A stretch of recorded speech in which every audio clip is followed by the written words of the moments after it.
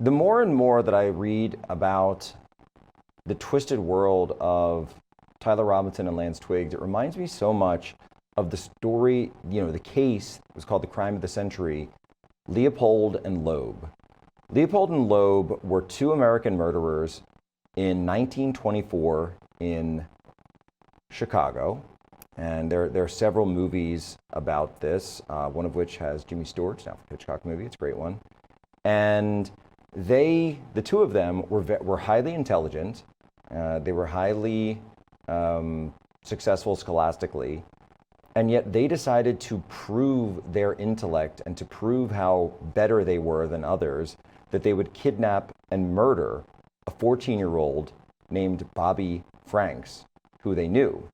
And they were two people who were caught and had done this because simply they decided to show their prowess. Now, they were given life in prison. They were not executed. I believe they should have been executed because, again, in this case, they made this decision. They made this horrific decision to do this. And we know that Charlie Kirk was a believer in the death penalty, that Charlie Kirk was someone who read the Bible and said, this shows me that God has ordered the death penalty for those heinous crimes. And funny enough, or funnily enough, I suppose I should say, that their defense attorney was none other than Clarence Darrow himself. Yes, the very same Clarence Darrow from the Scopes monkey trial, a famous atheist in his own right, and chipped away at American justice and American capital punishment. And so we see a lot of similarities. We see because there was a lot of sexual activity and what they claimed was abuse, and they were in a homosexual affair with themselves. That's why it reminded me so much of this. And Liz, when we look at the totality of all of this, Leopold and Loeb, that was 100 years ago, exactly 100 years ago, 101. And here we are 100 years later, and the only difference, I suppose you could say, is it wasn't just homosexuality, it was transsexuality in this case. Yeah, I mean, the connective tissue there is godlessness, right? Indeed.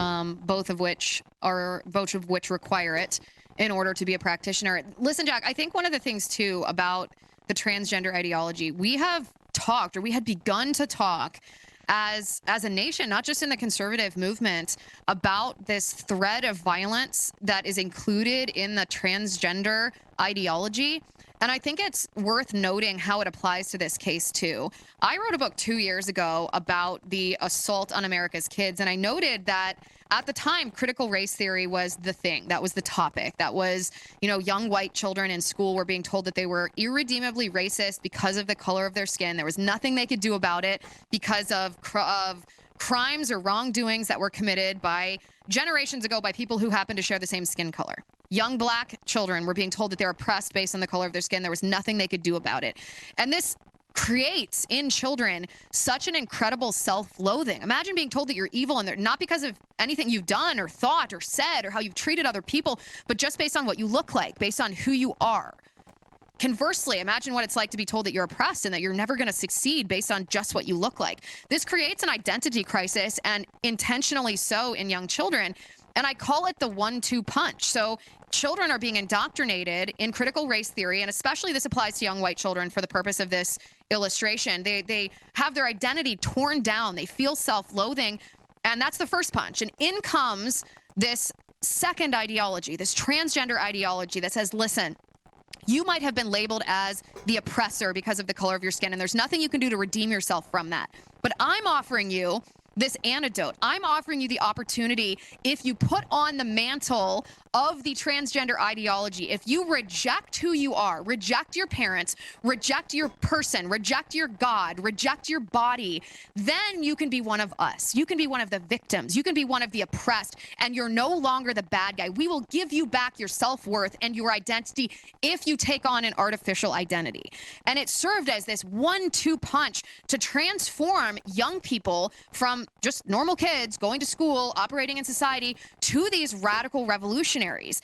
And both Tyler Robinson and Lance Twiggs are of the age that they would have been victims of this 1-2 punch, not just in public schools, but in society at large. That young white men are told that they're disgusting because they're white. They're told that they're evil, and the only thing they can do is reject their God-given biology and become something else. And what happens when they do this, the only requirement in order to go from being an oppressor to being oppressed is that you reject all objective reality, that you pay fealty instead to the Marxist ideology. And you have to sometimes be willing to give your very life to overthrow the oppressors who now want to genocide you as the oppressed. And what happens is these young people are not just mentally, ideologically brainwashed. They are now willing to physically carry out this ideology. It turns them into essentially kamikazes, these suicide actors, in a sense, for the Marxist dialectic that underpins the transgender ideology. And of course, that element exists. I know Tyler Robinson wasn't the one who was transitioning. He wasn't on the hormone replacement therapy, but he was engaging in sexual activity with someone who was. So at the very least, intellectually, he was captured by this ideology too, most likely. No, there's no question. And I was just pulling up some other stuff on Leopold and Loeb, by the way, for folks who might not know. The Alfred Hitchcock movie is Rope, by the way, Jimmy Stewart. It's just a fantastic. It's a classic. I think most of the film, or possibly all of the film, was done in one shot. Richard Loeb was seen as the dominant one, charismatic, confident, obsessed with crime as an intellectual gang. Leopold, who was the one who obsessed and idolized over Loeb. He was highly intelligent, IQ over 200 by some estimates, but became emotionally dependent on Loeb, deeply infatuated with Loeb, willing to go along with anything that Loeb wanted, and in their relationship, Leopold often deferred to Loeb's wishes, both sexually and in their criminal activities. Liz, I gotta say, I'm probably gonna be going down the rabbit hole on this for the rest of the evening because the similarities are just so stark. And they're both 18 and they were 18 and 19 at the time of the crime.